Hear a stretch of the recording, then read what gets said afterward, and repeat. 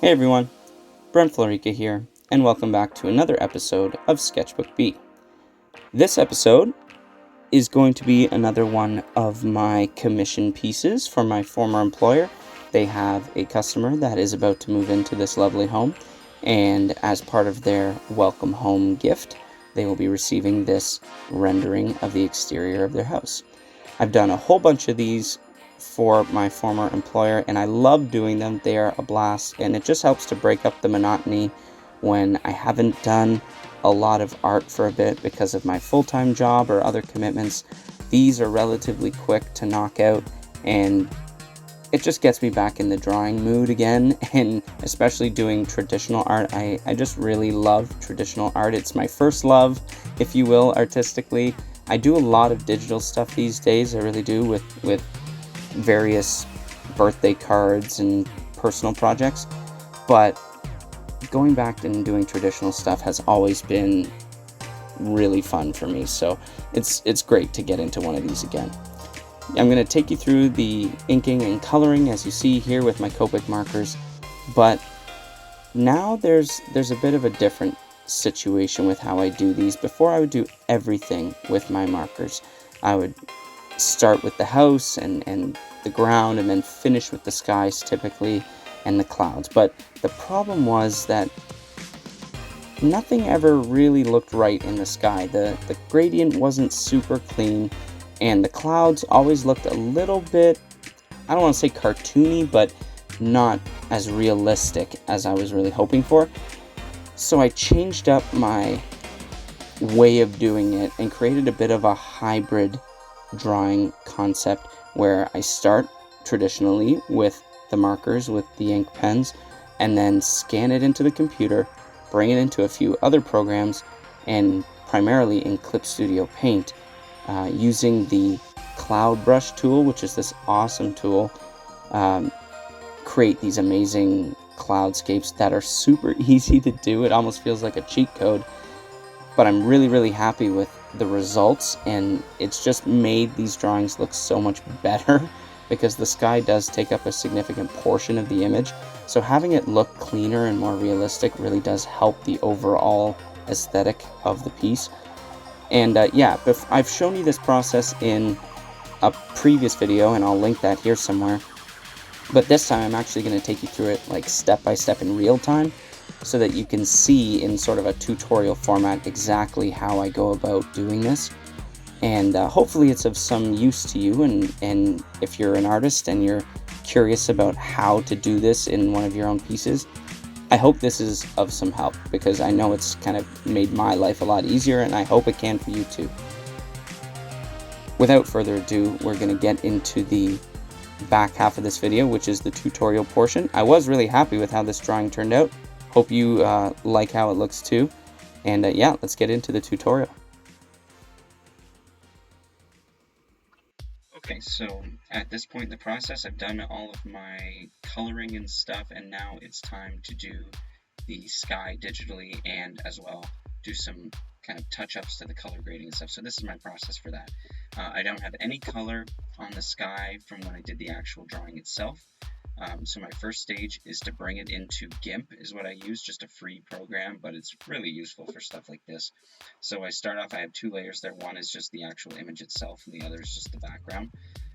So I start off by bringing it in, and I use the scale tool. So if you do Shift S, you can scale this image to be bigger or smaller. I'm just going to back that out.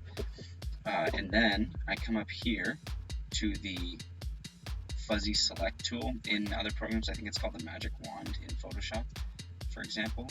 But yeah, use the fuzzy select tool, click on the sky, make sure I'm on this layer where the actual image is, and if I turn off the background layer, you'll see it very clearly. Hit delete, there we go, sky is gone. Shift Control A deselects, and then I zoom in a little bit and just tidy up some of these little spots.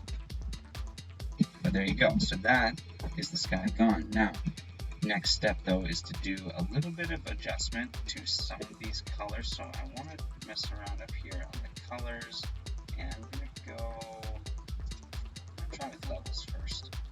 Click this split view so you can kind of see the comparison. and that is super helpful, I have found. I'm going to darken up a little bit because I want to get the darks a little darker, especially on the garage doors and that kind of thing. But I also want to mess around a little bit with the lighter parts of it too. I'll try with that, and then my next step is, where's my hue saturation? There we go. So with this one, I'm trying to take the saturation down a touch, and actually what I'm going to do is use the split view again for that. If I did it extreme, you can see it just takes the color right out of it. I want it a little more like that, something like that. It's not too crazy, but it's enough where this is starting to look really vibrant, right? So I just back it up a little bit, and I think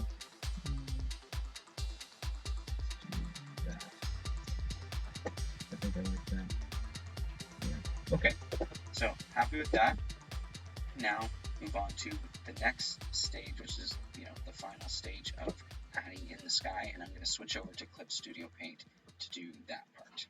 Okay, now over in Clip Studio Paint here, this is the final stage. This is where I make my sky. So start by adding a layer. I'm going to have to add a couple actually, and make sure that those are tucked behind or underneath on the tree here. So the bottom layer will be sky. I'll label it as such. Then the one right above that one, the ordering is key. There it is. That one will be called, we'll call it clouds. There we go. So this is going to be key, the ordering of things, because it makes sure that different things layer over top of the other. If I put the clouds under the sky, then they won't show up, and that is obviously not ideal. So start with the sky. We're going to start by adding a gradient. How do I do this? Go over here to the gradient button.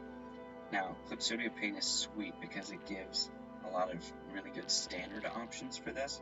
I mentioned this in a previous video. Midday Sky is the one that I really like to use. I just like that gradient. The one above it, Blue Sky, it's not bad, but I feel like just this really dark end of things is just not really realistic.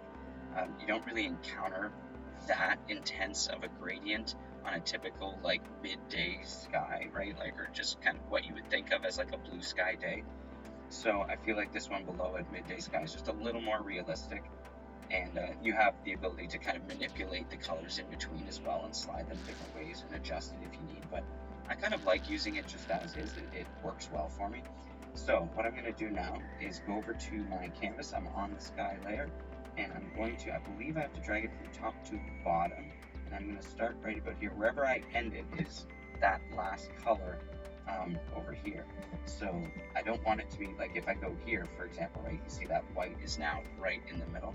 So I want to bring it down close to the ground, but not necessarily right at the ground, because I want to maintain a little bit of that sort of pale blue there, right at the horizon, and then it just sort of gradients up to that darker blue.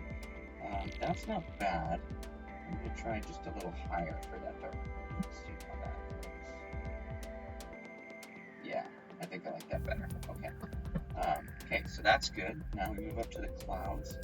On the clouds layer, I have to remember to change my color here because I have random stuff from a previous thing I was working on. I'm going to go over into the sort of bluish area. I want my clouds to be pretty close to just straight white. I drop it down a little bit though, just so it's not like pure white. But yeah, now I go back over here to, I believe it's decoration. And if I slide down, I think it's under backgrounds. Yes, under backgrounds, so decoration, backgrounds, cloud.